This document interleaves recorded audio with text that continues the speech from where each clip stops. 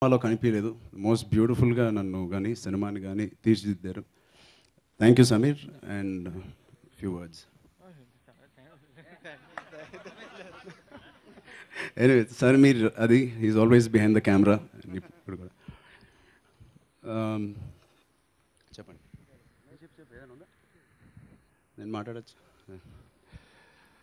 So బేసిక్గా అందరికీ నమస్కారం అని చెప్తాం. సినిమానే మాట్లాడాలి October 1st అనుకున్నాను. బట్ కో ఆర్టిస్ట్ అందరూ మాట్లాడడం విని, వంశీ గారు మాట్లాడడం విని ఒక 2 మాటలు మాట్లాడాలనిపిస్తుంది. ఇది వంశీ గారు నాకు మీరు చెప్పింది ఒకటి ఏదో గుర్తులేదన్నారు మేకప్ రూమ్లో. అలాగే నేను మీతో చెప్పింది మీకు ఒకటి గుర్తులేదు. కరెక్ట్గా మగధీర అయిపోయింది. నెక్స్ట్ ఏ సినిమా చేయాలి అనుకుంటున్నాను. ఖచ్చితంగా యాక్షన్ అయితే అవ్వకూడదని గట్టి బిలీఫ్.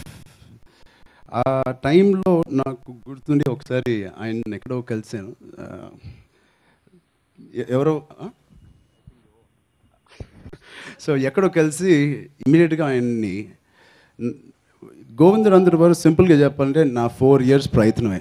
4 years ప్రయత్నం ఎందుకు అంటున్నానంటే 4 years బ్యాక్ నేను వంశీ గారిని అడిగాను నాతో సినిమా చేయమని.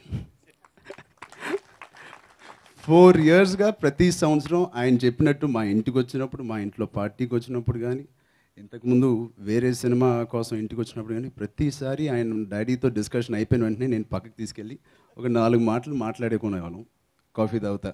ఏమంటే మగధీర తర్వాత నాకు మంచి ఫ్యామిలీ చిత్రం కానీ లేకపోతే మంచి లవ్ స్టోరీ చేయాలని ఉంది, అది ఎందుకో నాకు మీతోనే చేయాలని ఉంది అని ఆయనతో చెప్పడం జరిగింది. ఆయన నన్ను ఒక చిన్నపిల్లలా చూశాడు.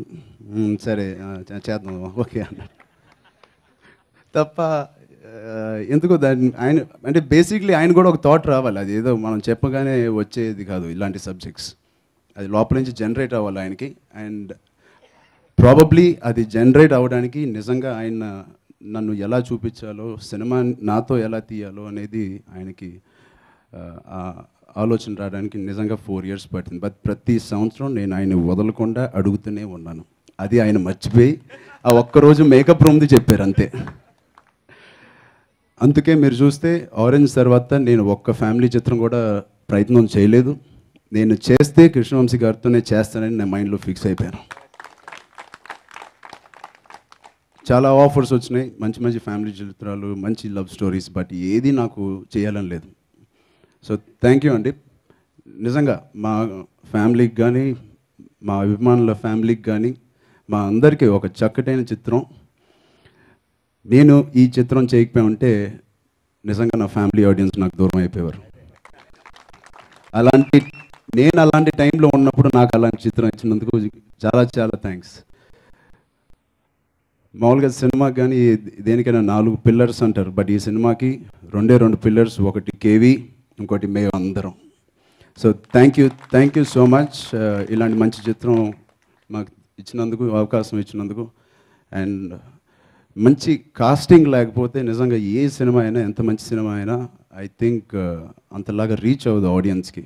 సో నేను ఏ ఆర్టిస్ట్ని తక్కువ అంచనా వేయట్లేదు, కానీ కొన్నిసార్లు నాకు కూడా నేను చేయలేని ఒక సబ్జెక్ట్ కానీ, నేను చేయలేని ఒక క్యారెక్టర్ వస్తే నేను చేయను. వాళ్ళకి చెప్పేస్తాను ఈ సినిమాకి నేను రాంగ్ కాస్టింగ్ అని.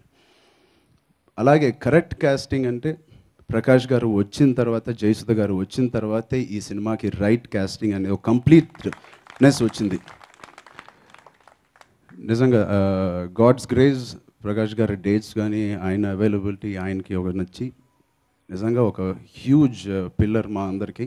ఈ సినిమా వరకు చూస్తే ఇంక ఎవరితో నేను అలాంటి సీన్స్ చేసినా, మా గ్రాండ్ ఫాదర్ వెనకాల పరిగెట్టే సీన్స్ కానీ, గ్రాండ్ ఫాదర్ లాగే నేను అతను ఊహించుకున్నాను. అది కేవలం వల్ల అయితేనే నాకు అవన్నీ బయటకు వచ్చినాయి తప్ప ఇంకా ఏ ఆర్టిస్ట్ నేను చూడలేకపోయాను.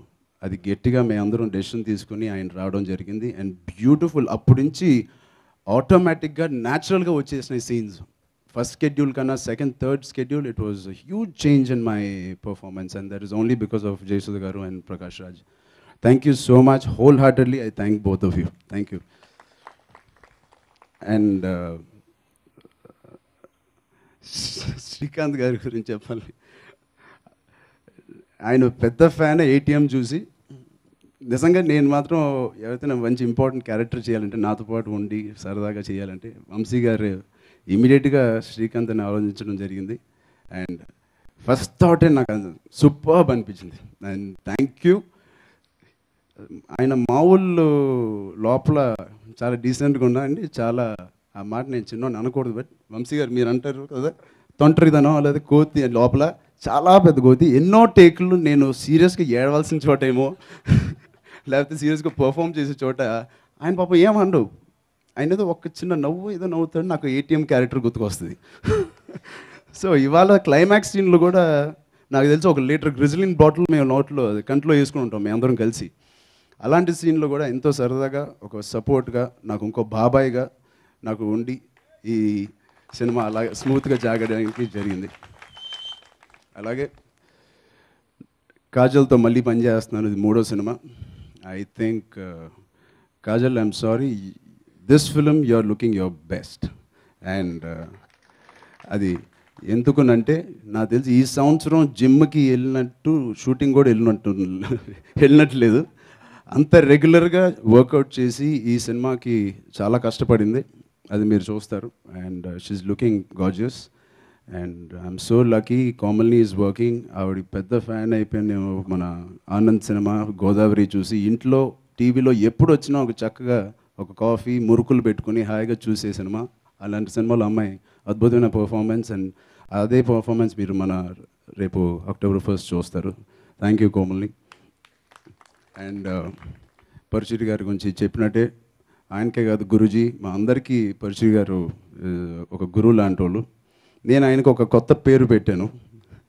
ఆయన అయిపోయింది ఎన్ని 40 years 50 years రాశారండి, 45 years మీరు రైటర్గా ఉన్నారు. ఐ థింక్ ఇవాళ నుంచి మీరు script doctor. It is a new tag. మీరు మళ్ళీ చూడండి, ప్రతి డైరెక్టర్ ఇండస్ట్రీలో మళ్ళీ మీ దగ్గరికి వస్తారు. మీ వాల్యుబుల్ సజెషన్స్ కానీ ఇన్పుట్స్ కానీ మాకు అంత హెల్ప్ అయినాయి. It's like old wine and a new bottle. మేమందరం న్యూ బాటిల్ అయితే ఆయన ఒక ఓల్డ్ వైన్.